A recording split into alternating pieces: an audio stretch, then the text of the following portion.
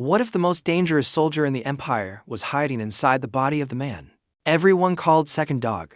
And what if that soldier had been dead for years before any of this even started? His name was Ling Chuan, though most people at Wolf Beacon Pass had never bothered to learn it. To them, he was just Ling Ergo, second dog, a scrawny nobody soldier who kept his head down and his mouth shut.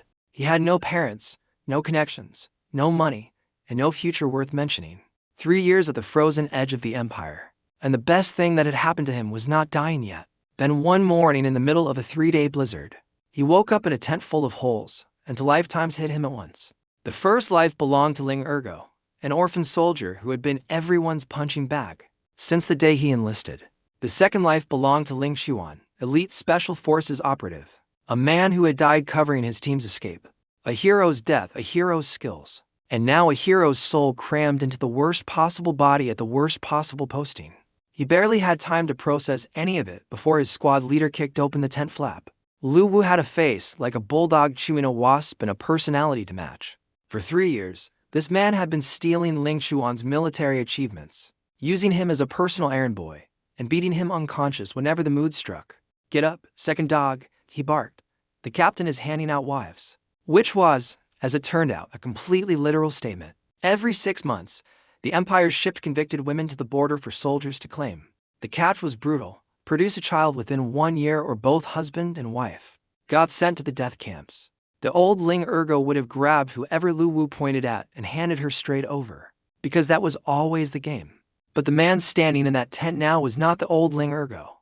The Special Forces king had entered the building. At the selection ground, roughly 30 women stood on a raised platform looking like they would rather be anywhere else on Earth. The crowd of soldiers ignored the beautiful ones immediately. This was a brutal frontier, not a pageant. What men wanted out here were the strong ones, women built to work, to survive, to carry babies in a place where softness was a death sentence. Lu Wu's crew wasted no time getting started on the taunts. "Hey, second dog, going to pick a wife or pee your pants again?" Ling Chuan fired back with the kind of calm precision that comes from having spent 2 lifetimes learning not to flinch. The laughter died a little faster than it usually did. He climbed the platform and scanned what was left, to old, to sick, to weak, the clearance rack of human misery. And then he saw her, tucked in the corner behind a curtain of dirty hair. Her neck was suspiciously pale and elegant, and her rags, on closer inspection, were shredded luxury silk. This was no peasant someone had swept off the street. This was a diamond somebody had thrown in the garbage. Before he could move toward her, an older woman grabbed his arm with both hands and launched into a full sales pitch about her experience and fertility. He yanked free like he had touched a hot stove and pointed straight at the mystery girl in the corner. "I want that one." The crowd erupted like he had just announced he was going to swim to the moon. "He picked the useless princess," they said. "He knows he is headed to the death camp anyway." Ling Chuan stood there looking at these people and thought, "You absolute cave dwellers have no idea what you are looking at." He walked up to the girl, brushed the hair out of her face, and stopped breathing for half a second. Under all that dirt was a face so striking it could have stopped traffic in any century. Her eyes were dead, like someone had switched the lights off inside, until she looked at him. And then there was this tiny flicker, like a candle deciding to keep burning in a hurricane. "What is your name?" he asked. "Criminal woman," she said first. Then, quieter than a snowflake landing on cotton, she added, "Suli." His brain immediately started running through the noble families with that surname. Only one had recently been thrown into the imperial blender.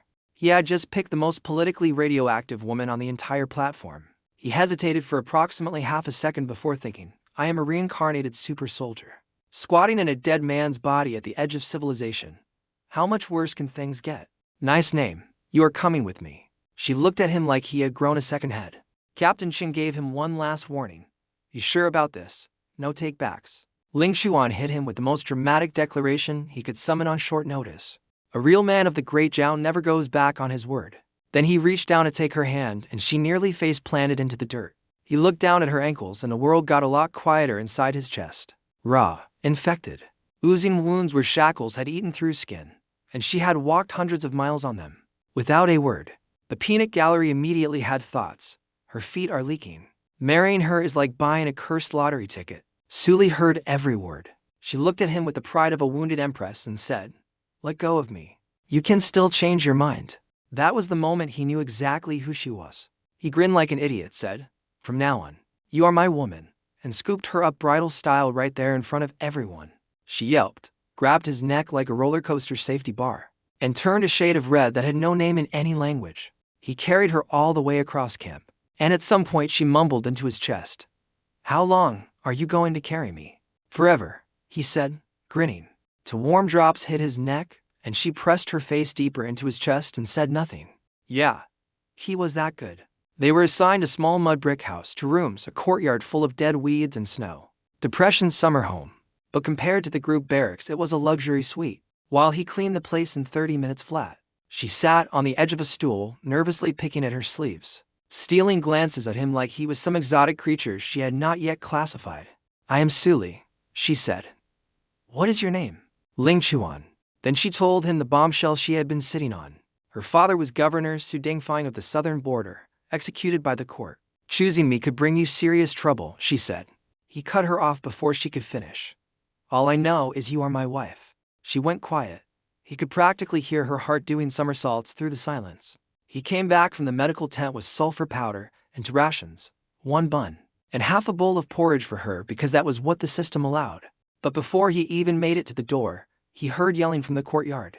And underneath the yelling, Suli's voice, small and desperate. He sprinted, and what he found made his blood go cold before it went hot. Zhao Ha and 2 of Lu Wu's men had her cornered, circling like hyenas, eyes crawling all over her. "Our squad leader wants you to warm his bed tonight," one of them said. "Consider it an honor." "Stop." Every head turned. Ling Chuan was in the doorway, radiating enough killing intent to freeze the blizzard outside. 3 years of special forces training does not simply disappear because you switch bodies. He walked in, ignored them completely, handed Suli the food, asked if she was okay, then told her to go inside and not come out until he called. Once she was gone, Zhao puffed up like an angry rooster. "Since when do you have a spine, second dog?" The answer to that question arrived very quickly. Wang swung a slap at his face, the same move these men had been making for 3 years. The same hand that had been smacking him round like a stress ball. Except this time the hand belonged to a man who had no idea. He was swinging at a reincarnated killing machine. One hit. Wang flew through the air like a human cannonball and landed in the dirt, spitting blood. Zhao pulled a dagger and lunged. Ling Chuan tilted to inches, snatched the wrist, popped the knife free, and had it at Zhao's throat before the man realized he was no longer holding a weapon. The third one made a run for the house to grab Suli as a hostage. Bold strategy, terrible execution. Ling Chuan threw the dagger into his calf from behind without looking, and went back to squeezing Zhao's throat. "Want to bet I can snap this right now, for the first time in 3 years." He saw actual fear in those eyes. The puppy that had been getting kicked had turned into something else entirely. "Get out." They scrambled like cockroaches when the lights come on. Then Suli immediately ran out of the house, the one place he had specifically told her to stay. "I was worried about you," she mumbled, staring at her feet. For words, he had taken bullets in a previous life that hit less hard than those for words. 2 lifetimes, 2 sets of dead parents. And he could count on one hand the people who had ever said anything like that to him. "I am fine. Let us eat," he said, pretending nothing was happening behind his eyes. Inside, she ate her single bun with her back straight and tiny precise bites. Perfect manners even while starving. This woman had more class than everyone at this base combined. He slid one of his buns into her hands. She tried to refuse. He shoved it back. And then she just broke. Tears rolled down her face as she held the plain steamed bun like it was made of gold. A woman who had eaten at the finest tables in the empire. Who had watched her father executed and her family destroyed. Who had marched hundreds of miles in chains, crumbling over a bun from a nobody soldier. "Thank you," she choked out. "You are my wife. Who else am I going to feed?" She turned crimson and whispered something about how they had not had a proper ceremony yet, and how she would like to meet his parents. When he told her they died 3 years ago in the war, she went quiet and said, "We are both lost souls drifting in this world."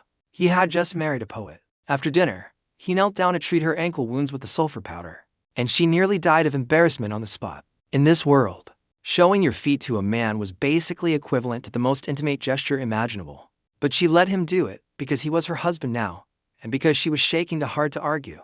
Those wounds were disgusting, combat injuries he had seen in his previous life that looked better. He cleaned everything, boiled cloth strips, and bandaged her with the steady hands of a field medic who had done this in actual war zones. 10 days, you will be walking fine, he told her. She thanked him again. He told her to stop thanking him because they were family. She whispered again, "But we still have not done the ceremony." Before he could respond to her adorable broken record routine, the courtyard gate exploded inward. Lu Wu, the big boss himself, stomping in with backup, face twisted with rage. Ling Chuan, get out here. The old version of this body would have been shaking like jelly. The current occupant strolled outside like he owned the place. He looked Lu Wu dead in the eyes. I kneel to heaven and my parents. You are not even in the top 1,000. Then he laid it all out. 13 stolen achievements, 27 humiliations, 9 beatings. I kept count. Lu Wu. Every single one. Lu leaned in close, trying to use his height as intimidation. You realize I can make you disappear with one word. Ling Chuan leaned in closer. And you realize I can show you 3 different ways to die in a single breath. Lu actually stumbled back one full step because the death stare that hit him next was the real one. The one perfected over years of black ops, and even a man with the emotional intelligence of a brick could feel it in his spine. The situation was about to go very sideways very fast when Captain Chin walked through the gate, like an action movie hero, to personal guards flanking him. He took one look at the scene and went nuclear. On the battlefield you wet yourselves when you see the enemy. But here you are real tough against your own people? Lu Wu scrambled to double down on his terrible lie. Ling Wen is working with the enemy, sir. That woman is a spy.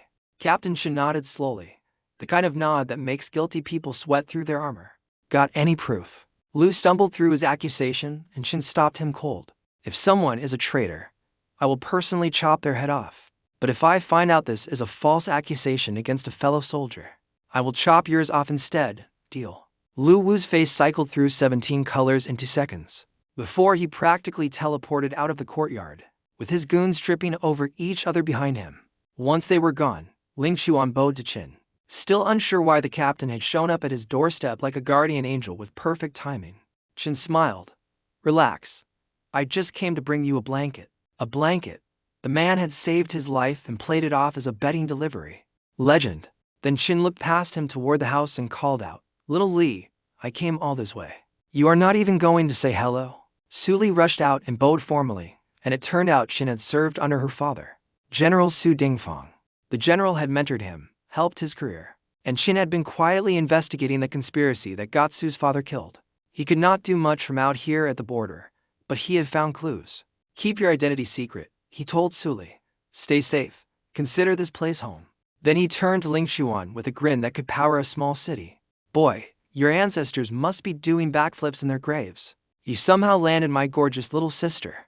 If you ever mistreat her, I will end you. Wives are for cherishing, not mistreating. He also dropped one more gift. If Lu Wu ever steals your achievements again, come to me directly. Then he left with a laugh about not wanting to interrupt the newlyweds. Thanks, Captain.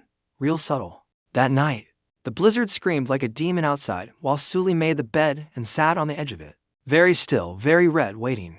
But he sat by the fire instead, working on wood pieces, drawing designs with charcoal. He was building something. And he was planning, because Lu Wu was not done. Not even close.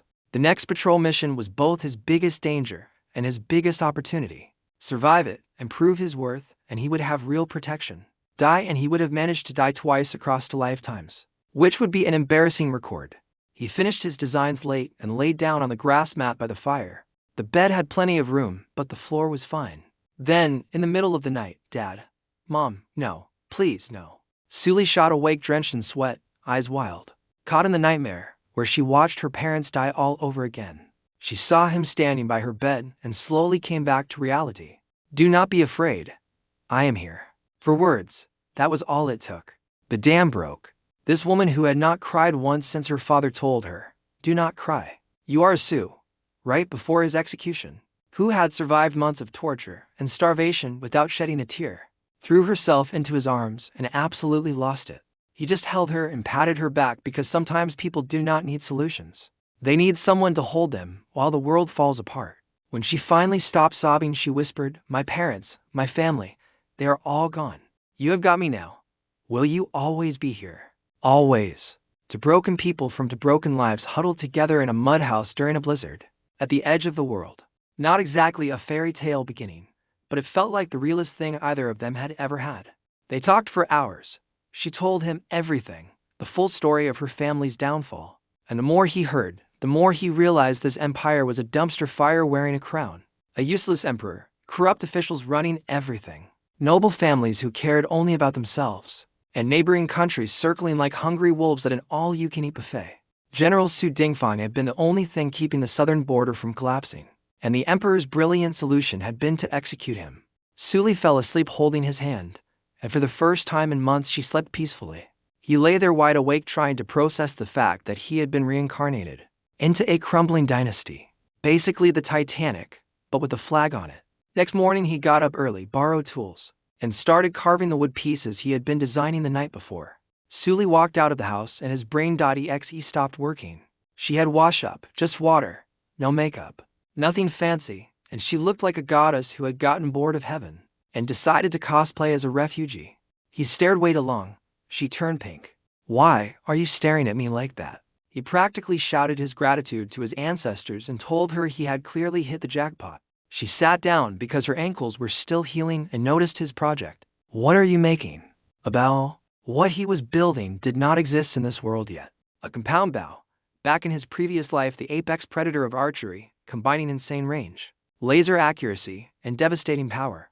All with a design that did not require superhuman strength to operate.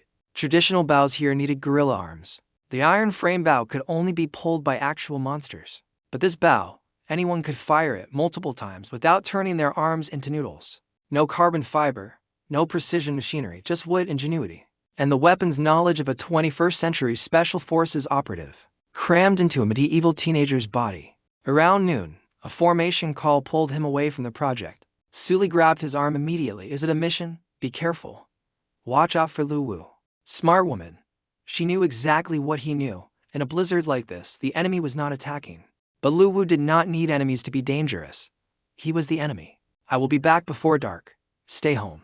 She walked him to the door looking exactly like a worried wife in a war movie, which was precisely what she was. At camp, everyone was there except Wu Die. Still nursing the leg wound from the dagger Ling Chuan had parked in him the previous day.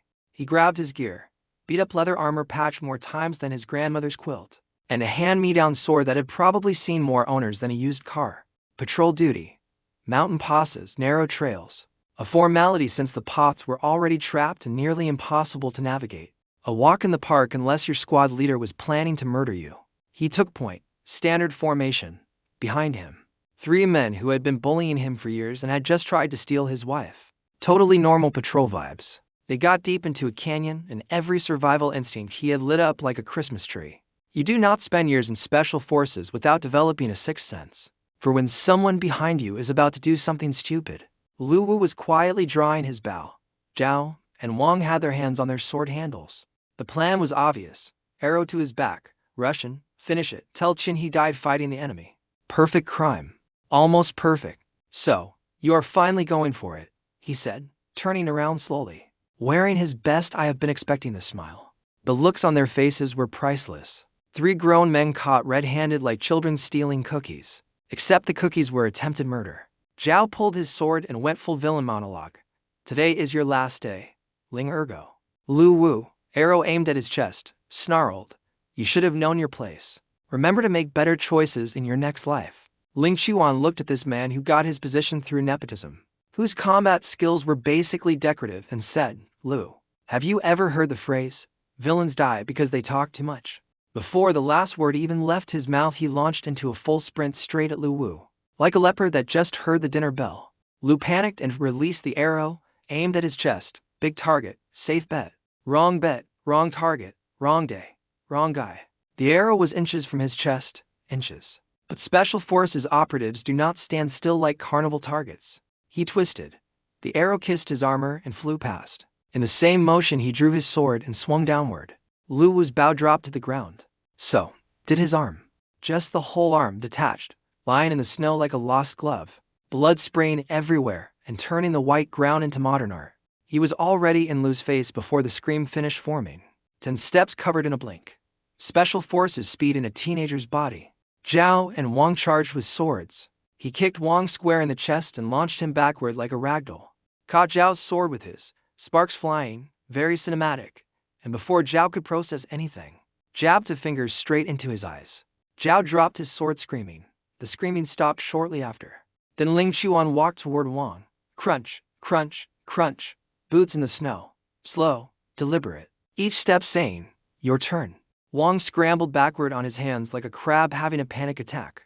Ling Chuan, brother, everything I did was because Lu Wu made me. I will do anything. I will be your guy. He looked at the man, then he pointed his sword at Lu Wu bleeding out in the snow 20 feet away. Kill him, and I will let you live. It was the world's worst game show. Who wants to commit murder? Wang chose survival. He stood up on shaking legs and walked toward Lu Wu. Sorry, boss. I do not want to die. 3 years of being Lu Wu's attack dog, 3 years of swallowed resentment. Wang let it all out. Multiple stabs. Lu stopped moving. Now Wang was an accomplice, whether he liked it or not. He was on the boat. But before Wang could wonder whether the boat was about to sink with him in it, an iron arrow punched through his forehead clean through, and he toppled backward into the snow. Enemy ambush. Ling Chuan dove sideways on pure instinct. Another arrow hammered the exact spot he had just been standing. Half a second slower, and he would have a new breathing hole in his torso. His brain switched to combat mode instantly. At least 2 shooters. Iron-tipped arrows. These were not regular soldiers. He tracked the arrow paths back to positions behind the boulders. Grabbed Lu Wu's bow and quiver. Rest in pieces, buddy. But thanks for the gear. And started returning fire. Problem. This bow was garbage. A basic horn bow. Like going from a sniper rifle to a slingshot. He missed every shot because these men had excellent cover and almost no fear. Without his reflexes, he would have looked like a porcupine inside a minute. New plan. He burst from cover and sprinted straight at the closest shooter. The blonde-haired, blue-eyed fighter saw him coming, smiled with the arrogance of a man who had never been surprised before, and drew his bow. Ling Chuan dodged the shot mid-sprint. Then, when the man reached for another arrow, he threw a snowball at his head. Yes, a snowball. In a life-or-death fight, the absolute disrespect. The man instinctively slashed at the incoming object. His brain said incoming. His body said chop. Snow exploded into powder. By the time it cleared from his eyes, Ling Chuan was already airborne, sword mid-swing across his throat. The man went down with the expression of someone asking, "Did I just get killed by a teenager? Who threw a snowball at me?" Yes, he did. The other to rush from both sides, thinking close combat would be their advantage. Against a normal soldier, absolutely against him. The fight lasted 3 exchanges before one took a boot directly to the family jewels, and the other took a sword through his chest plate. The third man just froze, standing there watching a scrawny teenager dismantle his squad, like they were training dummies. He tried to run. He got an arrow through his back for the effort. He tried to crawl. And then the lights went out. 3 enemy scouts, 3 confirmed kills. Ling Chuan stood there gasping like he had just run a marathon. Because honestly, this body was pathetic. His special forces brain was writing checks his malnourished teenage body could barely cash. 3 years of stale buns and watery porridge had left him with the stamina of an asthmatic hamster. But here is the beautiful part. The enemy showing up was actually the best thing that could have happened. He was already planning to blame Lu Wu's death on the enemy, but having actual enemy corpses, that was not a cover story anymore. That was a gift-wrapped alibi with a bow on top. One thing still bothered him though. Why were enemy scouts here in the middle of winter? Nobody attacks during blizzard season. Were they planning a surprise offensive while the border's guard was down? He chopped off the 3 enemy heads, grabbed their weapons as souvenirs, and started the hike home. Picture this: sunset, Wolf Beacon Pass looming in the snowstorm like a sleeping dragon, and him, a blood-soaked teenager carrying 3 severed heads like grocery bags, strolling through the front gate. The place went insane. Every soldier came running. Captain Shin showed up, eyes wide. "Lingwen, what happened?" "Ran into enemy scouts on patrol," he said, dangling his collection casually. "Squad leader Lu Wu and Zhao got the other 2. They did not make it." He paused for dramatic effect, then rolled his eyes back and collapsed. Chin caught him just in time. Beautiful performance. Standing ovation from his internal audience. Old song. The doctor checked him over and found nothing but scratches and severe exhaustion. He will be fine with rest. Of course he was fine. He was method acting. He lay there feeling very pleased with himself until the report came in. "Sir, we have recovered Lu Wu's squad's bodies." His stomach dropped because Chin was experienced enough to read wounds. One look at the arm stump, and the eye gouging and the slashed throat, and he would know. Those were not enemy kills. Those were close-quarters execution wounds from someone who knew exactly what they were doing. He cracked his eyes open, and there was Chin standing right there, staring at him like a cat that had already caught the mouse and was just enjoying the show. "My brain, oh no," he started. "Sir, I can EXP. It is just us. You can stop pretending." Chin walked over and sat down looking almost amused. "So let me get this straight. You killed Lu Wu's squad, then single-handedly wiped out 3 enemy scouts, and came home with a cover story. Should I punish you or promote you? How did you figure it out, sir? He smiled. Yesterday you picked a fight with Lu Wu. The man holds grudges like a hobby. I knew he would try to kill you on today's patrol, so I had someone tailing you the whole time. So Qin had seen everything. The arm chopping, the eye gouging, the throat slitting. The whole, go kill your boss, move with Wang. All of it. And his brilliant feigning performance at the gate. Qin had known the whole script before he even walked in. He had outsmarted himself while a guy was literally watching from behind a tree taking notes. Humbling. Qin poured 2 bowls of rice wine and sat down across from him. Under military law, killing fellow soldiers was an automatic death sentence. He could execute him right now, and nobody would question it.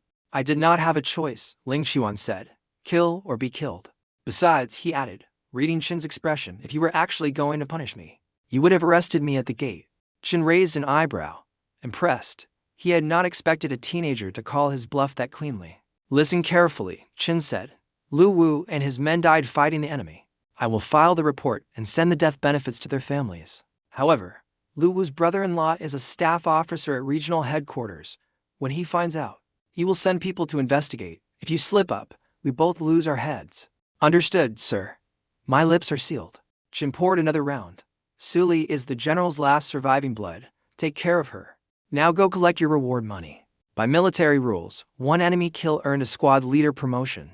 3 kills earned a section leader rank. But they could only report 1 kill. Anything more would raise red flags about how a scrawny nobody soldier had suddenly become Rambo. The door burst open and Suli flew in, face white with worry. And the moment she saw him sitting up and drinking, the relief practically melted off her face.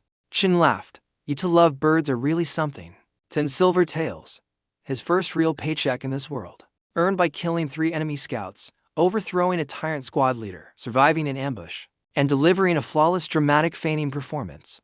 Not bad for day 2 of being reincarnated. Suli and he hit the market like newlyweds at their first furniture store. Pots, pans, bowls, chopsticks, rice, oil, salt, spices, firewood, the whole domestic starter pack. Then he spotted a jewelry shop and bought her a horn comb. The shop owner nearly fell over when he saw Suli. That long straight hair with this comb, perfect match. Suli tugged his sleeve and whispered that they should save money. This woman grew up in a mansion eating off golden plates, and here she was pinching pennies over a comb. He brushed the hair back from her face. Money exists to be spent on my wife. I will just kill more enemies and earn more. Smooth. Back home, he did something revolutionary. Something that would change this world's understanding of food. He invented hot pot. Beef tallow, chili peppers, Sichuan peppercorns, every spice he could find. All melted together into a bubbling cauldron of red fragrant heaven. Suli stared at the pot like it was an alien artifact. I have never seen food prepared like this. Where did you learn that? A book, his standard excuse for every piece of future knowledge, deployed without shame. The magical mystery book with no title, no author, and conveniently no way to verify. The smell hit her, and her eyes went huge. When the first bite went in, her face went on a complete journey, eyes watering, lips swelling, cheeks red, fanning her mouth, and then she reached for more. This is the best thing I have ever eaten. A woman raised on imperial-grade cuisine and his jury-rigged hot pot in a mud house during a blizzard had just become her #1 meal of all time. He did not just win her heart with bravery. He won her stomach. After dinner, he assembled the compound bow completely and strung it up. The eccentric wheels did their thing. Barely any effort to reach full draw. He aimed at the courtyard wall and let go. The arrow buried itself halfway through a foot of frozen earth. The stuff that was basically iron plating. The stuff that made regular arrows bounce. Suli stood there with both hands over her mouth, speechless, just buffering. How can such a bow exist? Even he was a little surprised. First attempt, handmade from scrap wood with 0 precision tools. Already outperforming every bow in this world. He needed iron arrows to match it. Good thing he had 30+ of them looted from the dead scouts. Next morning he headed to the market blacksmith with the captured arrows. Old Yang was the local legend, generations of smithing in his blood, incredible skill, and the personality of a porcupine with a hangover. People begged him to forge custom weapons and he told them to get lost. Classic craftsman ego. The better the hands, the worse the attitude. Ling Chuan walked in, set down a jug of wine. Smart move. Wine was the old man's only weakness, and pulled out a piece of charcoal. He sketched his design. A 3-sided arrowhead with equally spaced razor edges running perfectly straight. 3 barbed hooks at the base, so that pulling the arrow out caused as much damage as it going in. Old Yang stared at the drawing. His expression slowly shifted from annoyed drunk to a man who had just discovered fire. He put down his wine. This man loved alcohol more than breathing, and he set it aside for an arrowhead design. That was when Ling Chuan knew he had designed something special. Because of course it was. It was a modern broadhead from a world that had spent thousands of years perfecting the art of putting pointy things into other things at high speed. Come back before dark, the old man muttered, already rolling up his sleeves. The wine sat untouched. He had just found his weapons manufacturer. Back home, he checked Suli's ankles, healing nicely, and then his brain started spinning because he also happened to know the recipe for the most legendary wound medicine in human history. In his previous life, that formula was classified at the highest level, a national secret. The only reason he knew it was because Special Forces operatives got access. For emergency field situations, he raided Old Song's medical supplies, brought everything home, and spent the afternoon grinding and mixing like a medieval pharmacist having a fever dream. "What are you doing now?" Suli asked. "Making medicine. Your wounds will heal in days with this. You know medicine too." At this point she had stopped being surprised and started being suspicious. A soldier who fights like a demon, builds impossible weapons, cooks revolutionary food, and practices medicine. He was basically a walking encyclopedia with combat ability, and she was slowly figuring that out. He sprinkled the powder on her wounds. It smelled nice and felt warm. Perfect, exactly what it should do. Before dark, he picked up his arrows from Old Yang. Every single head was flawless, 3 razor edges perfectly symmetrical, blood grooves carved clean, 3 wicked barbed hooks at the base. Going in was bad, coming out was worse. "Masterpiece," he told the old man. Old Yang puffed up like a rooster, then deflated. "Shame this craft dies with me." His son had been a soldier here at Wolf Beacon, died in battle. The only heir to generations of smithing knowledge, gone. He squinted at Ling Chuan. "Those iron arrows need at least a 3-stone bow to fire. Your skinny arms cannot even pull a 3-stone bow. I built my own bow. It will send these arrows to 300 paces, easy." Old Yang stared at him like he had just claimed he could fly. "Keep talking like that, and even the bulls will avoid you out of professional courtesy. How much do I owe you?" He waved it off. "No charge, just kill more of those bastards. Then I owe you a bottle of good wine." "Good wine in this frozen toilet," the old man muttered. "Every drink here tastes like someone described alcohol to a puddle." Mental note: invent distilled liquor.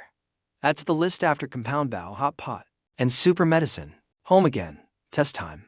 He loaded one of the new iron arrows, drew the compound bow, and fired at the courtyard wall. The arrow went completely through. Not halfway, not 3/4, all the way through a foot of frozen earth, punching out the other side like the wall was made of paper. He stood there thinking, "I have accidentally created the most dangerous personal weapon in this entire world. I am a one-man arms race." That night Suli appeared beside him in the dark, cheeks pink, eyes looking everywhere except at him. "It is late. We should go to bed." And so they were in bed together. And he was experiencing something his 2 lifetimes of combat training had absolutely never prepared him for. "Ling Chuan, do you not like me?" she asked. "What? No. I mean yes. I mean that is ridiculous. Do not say that." "Then why will you not have me?" She looked up. Their eyes met. Nowhere to hide. No excuses left. "Take me, Ling Chuan." That sentence hit his brain like a match hitting gasoline, and every restraint he had been maintaining dissolved in an instant. He flipped over. She closed her eyes, and then a war horn split the night sky. Low, rumbling, unmistakable. Enemy attack. He rolled off Suli so fast he nearly fell off the bed. Armor on in for seconds. Sword, compound bow, quiver. "Stay inside. Do not open the door for anyone. Be careful." He sprinted to the walls, seething internally. Whoever was leading this attack, he was going to make them personally regret their timing. The base was already buzzing. 500 men streaming toward the walls. Everyone moving with the practiced efficiency of people who had done this 100 times before. Within minutes, the snow field beyond the walls turned black with movement. At least 1,000 enemy troops closing fast, horses thundering, the ground vibrating beneath them. Their commander rode forward, a massive man in full iron armor gleaming under the moonlight, like a refrigerator with anger issues. He pointed a spear at the walls and bellowed, "Chun Jingwo, your grandfather is here. Open the gates and surrender." This was Muerza, one of the 7 elite generals under the enemy's supreme commander, brutal, fearless, and responsible for more dead border soldiers than anyone could count. Chin shouted back without flinching, The soldiers of the Great Zhao only die fighting. We do not surrender. Muerza laughed, this huge booming laugh that echoed off the canyon walls. Be honest. Does that emperor on his golden throne even know you exist? Does he care if you live or die? Qin went quiet, because the worst part was that the enemy was not wrong. But Qin was a soldier, and soldiers do not get to choose their emperors. They just hold the line. Then an iron arrow came screaming out of the dark, aimed straight at Qin's head. The man sliced it out of the air with his sword, one-handed, without flinching. Okay, Captain Qin, you are genuinely impressive. Acknowledged. But more arrows rained in, and not everyone was that fast. Right next to Ling Chuan, company commander Old Ma took one straight through the throat. He caught him as he fell, blood everywhere, the man gripping his arms, trying to speak, only making gurgling sounds. He watched the light drain from Old Ma's eyes in real time. Old Ma was not his best friend, but he was one of theirs. And he died because some enemy sniper was out there in the dark picking off officers, like it was target practice. One of the commanders lost his temper and ordered a volley. Every archer on the wall let fly. The arrows sailed out heroically into the night and plopped into the snow. 30 steps short of Muerza, like sad little sticks. Not even close. Their bows outranged the defenders. Muerza was standing over 150 steps away, way beyond what standard bows could reach. He knew it. That was why he was parading around out front like he was at a picnic. Well, buddy, let me introduce you to something this world has never seen. Ling Chuan pulled out his compound bow, loaded a brand new triple barbed iron arrow, drew back smooth as butter, and aimed at that shiny iron breastplate gleaming in the moonlight. Released. The arrow crossed 250 steps of open air and punched through Muerza's iron armor, like it was tinfoil. The man looked down at the arrow sticking out of his chest with the expression of someone who had just realized the rules of reality had changed. He toppled off his horse into the snow, dead before he hit the ground. The wall went silent. Every single person, Qin, the commanders, 500 soldiers, just stood there with their jaws hanging open. 250 steps through iron armor. Nobody in this world could do that. Then Qin slammed his fist on the wall and screamed, and the entire fortress erupted in cheering so loud it probably scared the wolves. 3 mountains over. But he was not done. While the enemy was still processing the fact that their invincible general had just been deleted, he spotted the real threat. Their sniper, a huge dark-skinned man with an oversized bow. The one who had killed Old Ma and nearly killed Qin. He fired arrow too. The sniper sensed it coming, some battlefield instinct kicking in, and dodged at the last millisecond. The arrow grazed his cheek, drawing a line of blood across his face. Close, so close. Fine, arrow 3. He did not aim at a person this time. He aimed at their army's flagpole. Crack. The pole snapped clean in half. Their war banner, the symbol of their entire army, crumpled into the snow like a drunk falling off a bar stool. General killed. Sniper terrified. Flag destroyed. 3 arrows, 3. Every enemy soldier saw it fall, and every one of them knew what it meant. We are done here. The war drums on their walls pounded. The soldiers were screaming, crying, hugging each other. For years, Wolf Beacon had been the punching bag of the northern border. Always defending, always losing, always burying friends. And tonight, they had watched someone do the impossible 3 times in a row. The enemy army pulled back. 1,000 troops retreating from 500 defenders because 3 arrows had ripped the heart right out of them. Ling Chuan stood on the wall watching them disappear into the snowstorm, compound bow still in hand, feeling pretty incredible about life. Take that for ruining my wedding night. But then the credit-stealing problem started immediately. A soldier named Xiao Sunan from 1st Company claimed the shots were his. His father was Company Commander Xiao Zhang, and the two of them had an audience of 1st Company soldiers ready to back the lie.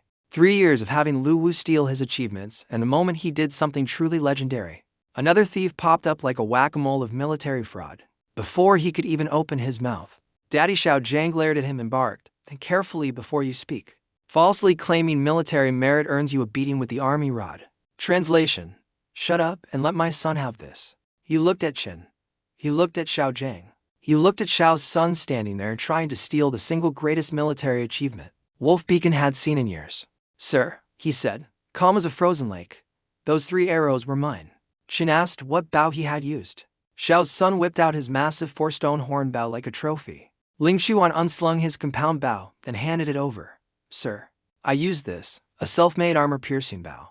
The arrows are custom triple-sided broadheads reforged by blacksmith Yang. In all of Wolf Beacon Pass, I am the only person who uses them." Xiao's son looked at his bow like it was a children's craft project. He told Qin that thing could not shoot a regular arrow past 100 steps. Qin ignored him. He pulled the bowstring. It felt loose and light. Barely any resistance at full draw. He studied one of the iron arrows carefully. The three-sided pyramid head, the blood grooves, the barbed hooks. His eyes narrowed. This was not a standard arrow. This was precision engineering disguised as medieval weaponry. Guards went outside the walls to search for the arrows. Guards went to fetch old Yang. Because here was the beautiful thing about custom broadheads. They were one of a kind. If the arrows in Ware's chest and in that flagpole matched his design, game over for the Shao family fraud squad. Shao Sunan started sweating. He knew if they found those arrows, his lie would collapse like a sand castle in a tsunami.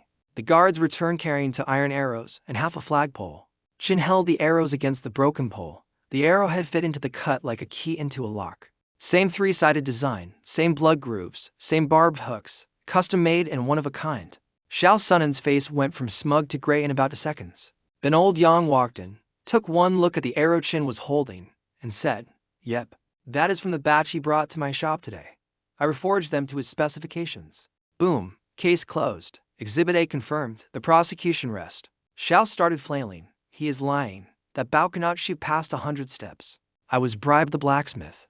Qin turned to Xiao Jiang with the expression of a man who knows the truth, but is offering one last chance not to embarrass yourself further. The answer was an archery contest. 250 steps to the target, 3 arrows each. Most hits wins. Next morning, the training field was already packed when Ling Chuan arrived. Apparently, mysterious super archer identity showdown was the hottest entertainment Wolf Beacon had seen in years. Shao Sunan stepped up first, desperate to prove something. He grabbed his massive 4-stone bow and pulled. The thing groaned like a dying animal. Arms bulging, veins popping, face turning purple. The arrow flew and dropped nose first into the dirt 30 steps short of the target. Second arrow pulling harder, arms shaking like he was arm wrestling a bear. It flew further and died 10 steps short. The crowd went from impressed to confused, murmuring everywhere. If the fort's best archer could not even reach the target, how had he supposedly sniped an armored general at this distance in the dark? The math was happening in people's heads, brains clicking, eyebrows raising. The first whispers of, wait, did Shao actually lie? He forfeited his 3rd arrow. His arms were completely done. The great Shao Sunan, forfeiting. My turn. He strolled onto the field carrying his compound bow, and the crowd immediately started buzzing. What is that thing? Why does it have wheels? The string is all floppy. Is this a weapon or a children's craft project? Even the company commanders were scratching their heads. Here is the thing about compound bows. They are designed to make the impossible look effortless. So while Shao Sunan had just spent 5 minutes turning purple and still falling short, Ling Chuan pulled an iron arrow, knocked it, drew back smooth as butter, and released in one fluid motion. Nobody even saw him strain, because he did not. 250 steps away, the target did not just get hit. The wooden post holding the target exploded, shattered into pieces. The arrow blew through it like it was made of crackers. The entire training ground went dead silent. 300 soldiers standing there with their mouths open so wide you could park horses in them. Then the noise hit, everyone screaming at once. Old Yang was mumbling to himself like a man experiencing a religious crisis. Even a 5-stone bow cannot do that. Only the legendary iron frame bows could compare. But that is a wooden bow with a loose string. What am I looking at? 2 arrows that could not reach the target versus 1 arrow that destroyed the target entirely. A toddler could solve this math problem. Sir, do I need to shoot the other 2? Qin waved him over with a grin. What do you call this bow? He looked at his beautiful creation. Let us call it Armor Breaker. Armor Breaker. I like it. Then Qin walked him right up to Shao Sunan, face to face, anything to say. Chaos looked like a man attending his own funeral. And on cue, Daddy Xiao Jiang launched into the worst acting performance in military history. You ungrateful brat, how dare you do something so shameful? Then slaps, kicks, punches. A full outraged father discovers son is a criminal Broadway production. Qin watched like he was eating popcorn. Every hit landed on shoulders, back, thighs, nothing vital. This was not punishment. This was theater. Qin finally said, that is enough. Then he dropped the hammer anyway. Effective immediately. Shao Sunan is stripped of his section leader rank and demoted to common soldier. Xiao Jiang's face looked like he had bitten into a lemon filled with wasps. Shao Sunan lying in the dirt, publicly humiliated, beaten by his own father, stripped of rank. and now known throughout the entire fort as the man who tried to steal credit from a teenager and got caught because he could not shoot half as far. That was not just a bad day. That was a career obituary. After Qin left, he called Ling Chuan and all the 5th Company section leaders to his office. Old Ma was dead. 5th Company needed a new commander. Give me a name. Everyone looked at each other. Nobody volunteered. Then Qin said, I think Ling Chuan would be a good fit. A section leader named Lang Xing stood up. 40 years old, most senior man in the room. The obvious choice by experience. Sir, with respect, Ling Chuan has never led troops. Being personally brave is not enough. You need to be responsible for your brothers' lives. Smart argument. He did not attack the achievements. He went for the experience angle. Qin looked at Ling Chuan. This was one of those moments where a mentor sets the stage, but you have to deliver the performance. He stood up, bowed to the room, and said what needed to be said. I may be young, but I have studied military strategy. I know how to lead troops and deploy forces. Commanding 300 to 500 men, not a problem. Lang Xing nearly choked. Arrogant, you are still wet behind the ears. If you do not believe me, he said pleasantly, let us prove it, you and me, right now. Simple rules for 100 infantry, 100 cavalry each, sand table battlefield. Whoever wins, wins. His opening move sent all 100 cavalry charging straight at Lang Xing's front line. Every section leader around the table winced. Even Qin looked like he was watching someone drive off a cliff. Military textbook said cavalry was your ace in the hole. You save it for the killing blow. You do not throw your entire trump card at the enemy's face in round 1. Ling laughed like he had just been handed the game. He deployed his infantry in a textbook anti-cavalry wall. Long spears forward. Classic counter. Exactly what Ling Chuan wanted. When the cavalry hit the 100-step mark, he split them, half left, half right, swooping around the formation like 2 wings of a hawk. They never engaged. They just flew past. Lang blinked. What the? While his entire infantry was holding spears at ghost, Ling Chuan's archers, hidden behind where the cavalry had been, unleashed 3 volleys. The cavalry charge was not an attack. It was a screen. A moving wall of horses blocking the enemy's view of the real formation. The moment they peeled away, the arrows were already in the air. 3 volleys into infantry caught flat-footed with spears out and no shields. By the time Lang Xing screamed shields up, Ling Chuan's infantry was already charging the front and his cavalry had circled to hit the back. Hammer and anvil, front and rear, simultaneous assault against a disorganized formation. It was over before it started. Everyone around the table was staring at the sand like it had just performed a magic trick. Lang Xing dropped his command flag, defeated. But instead of accepting it, he looked Ling Chuan in the eyes and said, I am not gambling 100 men's lives on a kid. Who can push sand around, beat me in a real fight? 5 men versus 5 men. Live combat. He respected that. A man who genuinely cared about the soldiers under him. Deal. I do not need 3 days to prepare. I need 3 hours. The room went quiet enough to hear snowflakes landing. 3 hours to select soldiers, train them into a cohesive unit, and defeat a team led by a 40-year-old veteran. Even by his own standards, that sounded insane coming out of his mouth. But he knew something they did not, modern small unit tactics perfected over centuries of warfare, that this world had never imagined. He got 5 volunteers, brought them home, and cooked a massive pot of braised lamb first. Before the biggest test of his military career, he threw a dinner party. Because you know what makes soldiers fight harder than fear or discipline? A full stomach and the feeling that their leader actually gives a damn about them. After dinner, he sat them in a circle, grabbed a stick, and started drawing in the dirt. Formations, signals, movement patterns. What to do when he called the signal. Where to move when he called that one. How to cover each other. How to fight as one unit instead of 5 individuals. 3 hours later, Lang Xing arrived with his 5 men looking confident and loose. His fighters looked carved from granite, big, muscular, holding wooden practice swords, standing shoulder to shoulder like an angry wall of meat. Ling Chuan's 5 guys looked generously eclectic, but nobody noticed that their positioning was not random. It was the 5 elements conere, a formation from centuries of warfare that these people had never seen. To big men up front with shields, not swords, to behind them with long spears. 1 archer in the back. Everyone else saw a mismatched group. He saw a war machine. Begin. Lang Xing's 5 berserkers charged straight at them, swords raised, roaring like bulls. His guys nearly flinched, every instinct screaming run, but they held the formation. Shields up, 5 wooden swords crashed down on solid wood and iron, blocked every single hit. Spears thrust through the gaps between shields. Two of Lang Sheng's men took poles straight to the chest and went down instantly. Before the remaining three could regroup, the shields pushed forward, the spears kept stabbing, and the archer peppered them from behind. It was over in seconds. 5 men down. His squad 0 casualties. Not a scratch, not a smudge. Total annihilation. The training ground went cemetery quiet. 300 spectators standing perfectly still. Lang Sheng took a deep breath, and to his eternal credit said, "I lost completely. From today forward, you are the company commander of 5th Company." I bowed. "You fought well, brother." Qin made it official right there. Effective immediately. Ling Chuan is the new commander of 5th Company. Jaws hit the floor across the training ground. He was not even 16 yet. He had just been given command of 100 men. For days, he had gone from everyone's punching bag to company commander, and for days. That evening he took all his section leaders to Old Ma's fresh grave on the hill. Bought a jar of wine, poured it on the ground. "Commander Ma, this drink is for you. As long as I am breathing, no enemy horse crosses this border. You have my word."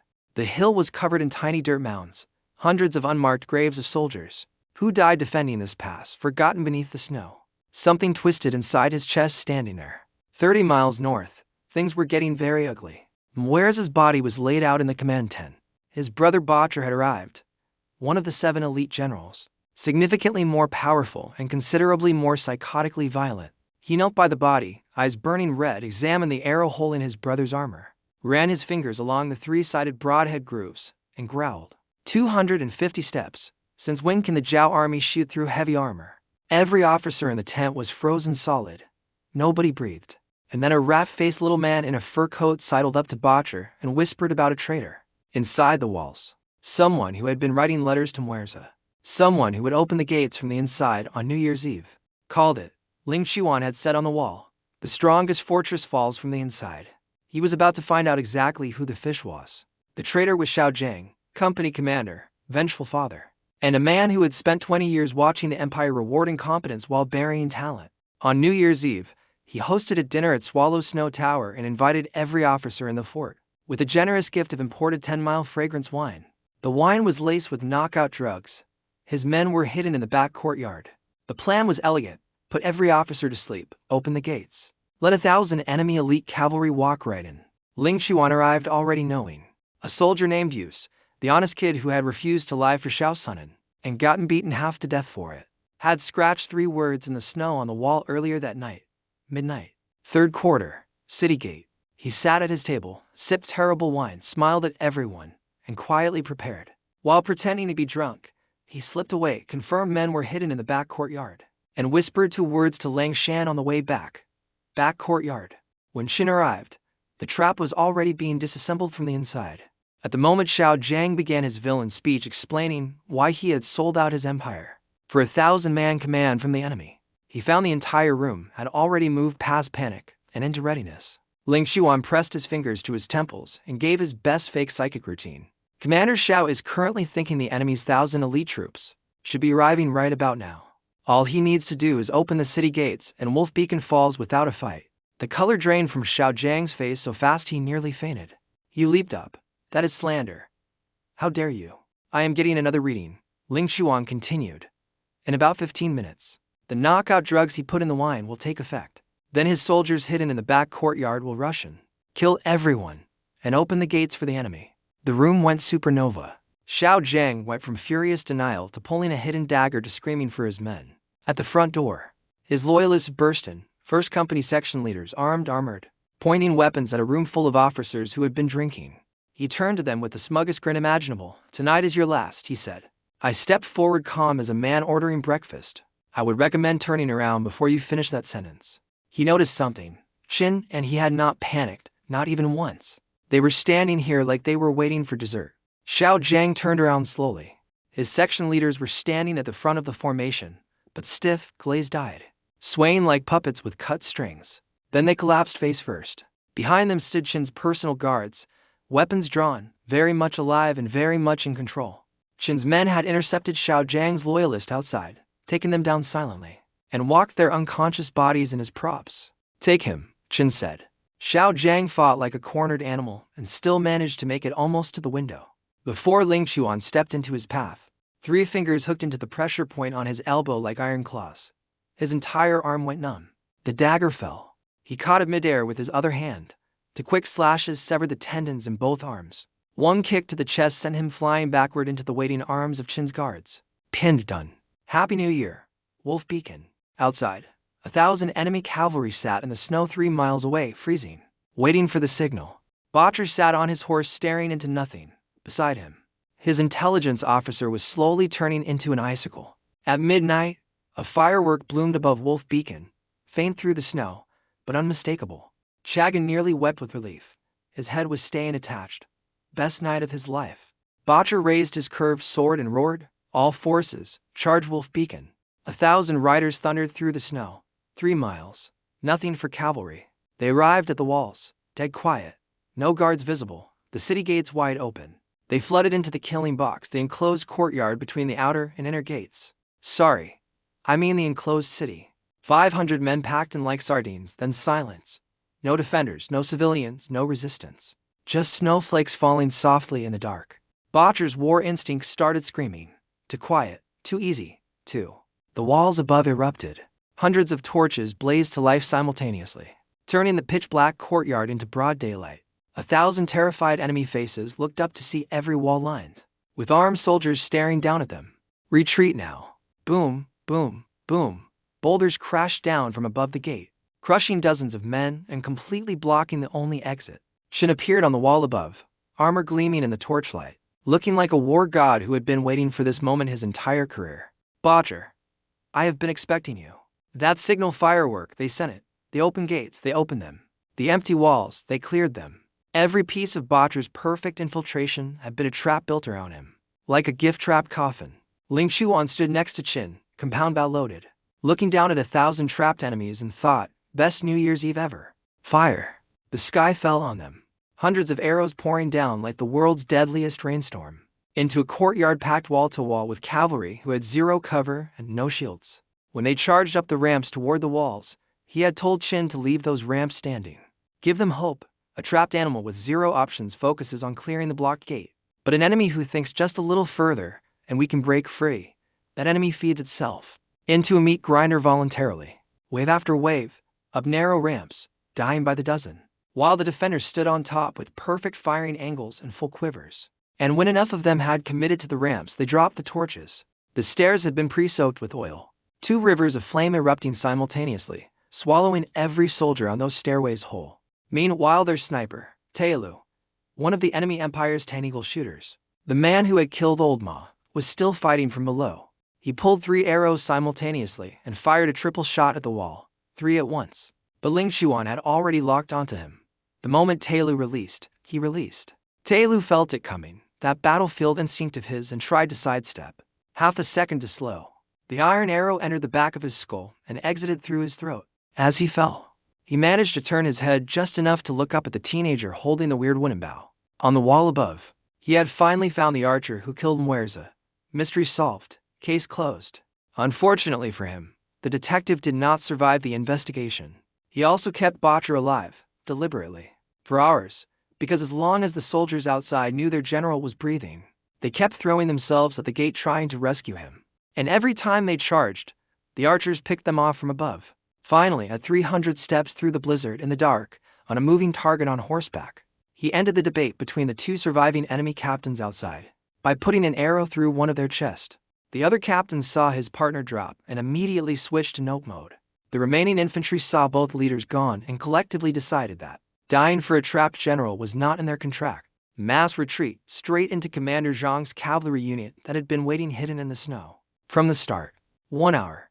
That was how long it lasted. Their casualties, fewer than 10 dead, about 20 wounded. Enemy casualties, 1,000 elite troops, every single one. 10 against 1,000. Werewolf Beacon had always traded 5 soldiers for every 1 enemy kill. Tonight, they had done 100 to 1. By dawn it was over. The bodies were cleared. The courtyard scrubbed. Only dark patches on stone remained, telling the story of the worst New Year's Eve in enemy military history. The townspeople flooded the walls that morning, carrying food, rolling pins flying, hands folding dumplings at superhuman speed. 500 exhausted men sitting on walls still stained with enemy blood, eating dumplings in the first morning light of the new year. the most beautiful mess he had ever seen. Suli found him in the crowd, handed him a bowl, and smiled. No words needed. Just hot dumplings and the woman he loved standing on a wall they had defended together. Best New Year's meal of either of his lives. The battle report went to regional headquarters along with Xiao Jiang's treason confession and the full merit claims. But Lu Wu's brother-in-law, the staff officer named Zhang Ji, arrived shortly after and gutted the rewards through paperwork, cutting Ling Chuan's silver in half out of nothing but bureaucratic spite. The most dangerous weapon in any bureaucracy was not a sword. It was a pen held by a petty man. But 2,000 silver taels was still more money than anyone at Wolf Beacon had ever seen at once. He used it to throw the biggest wedding Wolf Beacon had ever seen, open to every soldier and townsperson, no gifts required. Red silk for their wedding clothes, a horn comb, and jade bracelets for Suli. Hot food and distilled spirits, the first in this world's history for 500 men. Who had earned the right to celebrate? At the banquet, Chin asked him where all of this was going. The compound bow, the formations, the medicine, the liquor, the tactics that made 500 men defeat 1,000 like it was routine. Ling Chuan told him about military soul, about the difference between an army that could win and an army that believed it could never lose. Chin stared at him over a bowl of the strongest drink he had ever tasted. Red-faced and honest in the way men only get at the end of a long night. If you could stop the empire from collapsing, he said, voice dropping to a whisper. If you could hold the sky from falling, would you take the throne yourself? The fire crackled. Snow fell outside. Two men at the edge of a dying dynasty, sharing something that burned going down and left warmth behind. He did not answer. Could not answer. Not then. But the seed had been planted, and seeds have a way of growing into things nobody expects. For now, there was a wedding, a warm house, a woman who had survived everything and was finally laughing again. The empire would have to wait. The special forces king had only just begun.